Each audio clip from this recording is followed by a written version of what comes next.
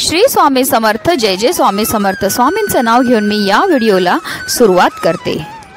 हिंदू धर्मात नवीन वर्षाची सुरुवात गुढीपाडव्यापासून केली जाते आणि यंदा गुढीपाडवा 9 एप्रिल रोजी येत आहे। गुढी म्हणजे ध्वज, तर मराठीत प्रतिपदेला पाडवा म्हणतात, त्यामुळे या सणाला गुढीपाडवा म्हणून ओळखले जाते। गुढीपाडवा म्हणजे नवचैतन्य आणि मांगल्य, झाल्या गेल्या सर्व गोष्टी विसरून नव्या वर्षाचे जोमात स्वागत करण्याचा दिवस म्हणजे गुढीपाडवा, अर्थात चैत्र पाडवा। गुढीपाडव्याच्या दिवशी सर्वार्थ सिद्ध योग येत आहे। हा योग सकाळी 7:32 सुरू होईल, तर 10 एप्रिलला सकाळी 5:06 असेल। गुढीपाडवा हा 3.5 मुहूर्तापैकी एक आहे। हा दिवस कोणत्याही शुभ कार्यासाठी महत्त्वाचा मानला जातो।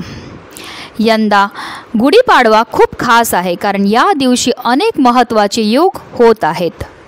तब्बल 30 वर्षांनी हे योग जुळून आलेले आहेत। यंदा गुढीपाडव्याला अमृत सिद्ध योग आणि सर्वार्थ सिद्ध योग एकत्र आले आहेत। तसेच या दिवशी शश नावाचा राजयोग सुद्धा आहे। हा योग अतिशय महत्त्वाचा आहे। गुढीपाडव्याच्या दिवशी आपण श्री हरी विष्णू आणि माता लक्ष्मीची पूजाही करत असतो।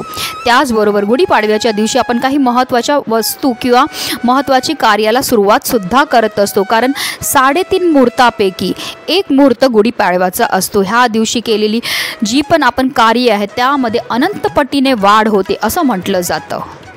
गुढीपाडव्याच्या दिवशी आपल्याला सेवा तर करायच्यात, पण त्याचबरोबर आपल्याला काही उपाय देखील करायचेत। हे उपाय केल्यामुळे आपल्या जीवनामध्ये असणारे सर्व संकट, विघ्न, दोष हे दूर होण्यामध्ये मदत मिळते।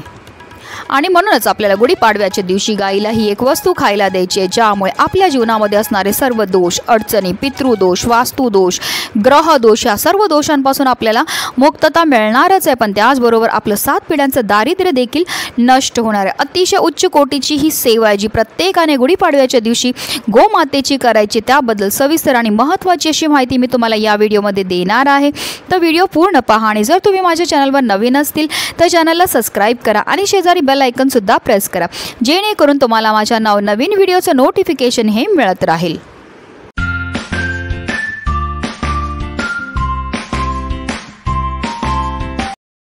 गुढीपाडव्याच्या दिवशी सकाळी आपल्याला ब्रह्ममुहूर्तावर उठायचं आहे आणि उठून तेल लावून आपल्याला स्नानही करायची आहे। त्यानंतर आपल्याला स्वच्छ नवीन वस्त्र परिधान करायचे आणि आपली देवपूजा करून घ्यायची। त्याचबरोबर आपल्या मुख्य प्रवेशद्वारावर आपल्याला आंब्याच्या पानांचं तोरण लावायचं आहे, फुलांनी सजवायचं आहे आणि त्यानंतर सकाळी 8 वाजायच्या आत आपल्याला गुढी देखील आपल्या घरामध्ये उभारायची आहे।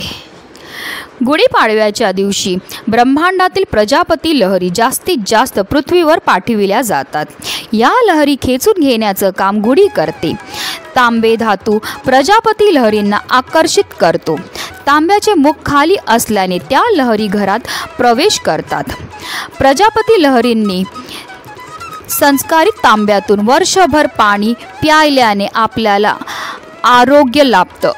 गुढीपाडव्याच्या दिवशी आपण ही गोसेवा सकाळपासून संध्याकाळपर्यंत कधीही करू शकतो, कारण गुढीपाडव्याच्या दिवशी प्रत्येक घरोघरी गोडधोडाचा नैवेद्य हा बनवला जातो। प्रत्येक घरामध्ये पुरणपोळी किंवा श्रीखंडपुरी ही बनवली जाते।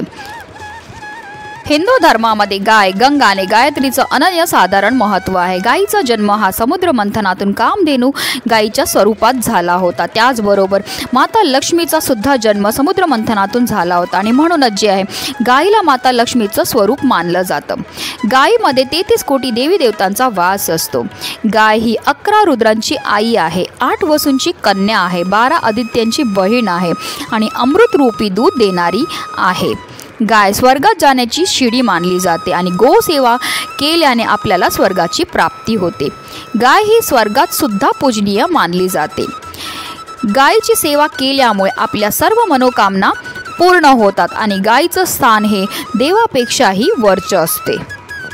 आणि म्हणूनच आपल्याला गुढीपाडव्याच्या दिवशी आवर्जून गोसेवा ही करायची। आपल्याला काय करायचं, जेव्हा आपण आपल्या घरामध्ये गोडधोडाचा नैवेद्य बनवणार आहेत, म्हणजे प्रत्येक घरोघरी पुरणपोळी ही बनवली जाते, तर आपण जी पुरणपोळी बनवणार आहोत त्याच्यातली सगळ्यात पहिली पोळी जी आहे ती आपल्याला गायीकरता बाजूला काढून ठेवायची आहे।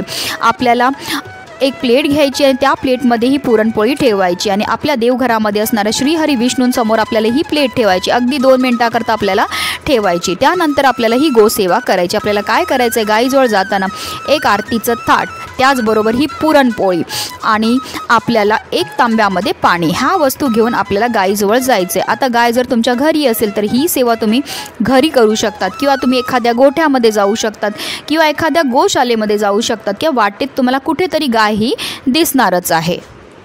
तर गाईजवळ गेल्यावर आपल्याला सगळ्यात पहिला तिच्या दोन्ही पायावर पाणी हे अर्पण करायचं। त्यानंतर तिचं औक्षण करून घ्यायचं आहे।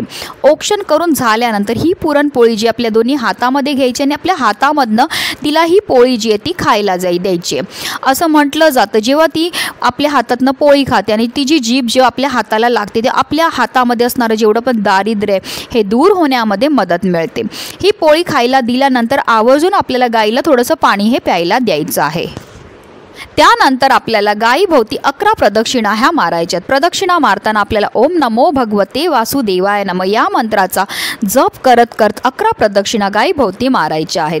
आणि त्यानंतर जे आहे आपल्याला गायीच्या पायाखालची माती जी आहे ती थोडीशी उचलायची आणि त्या मातीने आपल्या कपाळावर आपल्याला टिळक लावायचं। त्याचबरोबर ही माती आपल्या घरी घेऊन यायची आणि आपल्या घरातल्या प्रत्येक सदस्याच्या कपाळावर सुद्धा या मातीने आपल्याला टिळक हा लावायचा आहे। जो मनुष्य गायीला हाताचा स्पर्श करून प्रदक्षिणा करतो आणि गायीच्या चरणाखाली धूळमस्तकी लावतो त्याला पृथ्वी प्रदक्षिणाचे व सर्व तीर्थांमध्ये स्नान केल्याचे पुण्य मिळतं। आणि म्हणूनच जे प्रत्येकाने गुढीपाडव्याच्या दिवशी आवर्जून ही गोसेवा करायची आहे। ही सर्व सेवा करून झाल्यानंतर आपल्याला गायीला हात जोडून प्रार्थना करायची आहे, आपल्या मनातली इच्छा तिला बोलायची आहे।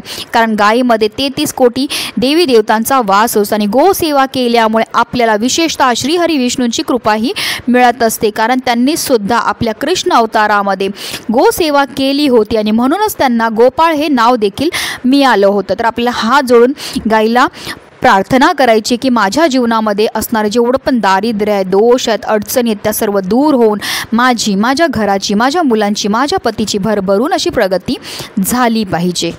अतिशय उच्च कोटीची ही सेवा आहे। ही सेवा केल्यामुळे आपल्यावर 33 कोटी देवी देवतांबरोबर माता लक्ष्मी आणि श्रीहरी विष्णूंची सुद्धा भरभरून कृपा होते आणि त्यांच्या कृपेमुळे आपल्या जीवनामध्ये कधीही कोणत्याही प्रकारचे दोष किंवा दारिद्र्य राहत नाही। आणि म्हणूनच व्हिडिओ जास्तीत जास्त लोकांपर्यंत शेअर करा जेणेकरून प्रत्येकाकडनं ही गोसेवा झाली पाहिजे। हीच स्वामीचरणी प्रार्थना। श्री स्वामी समर्थ।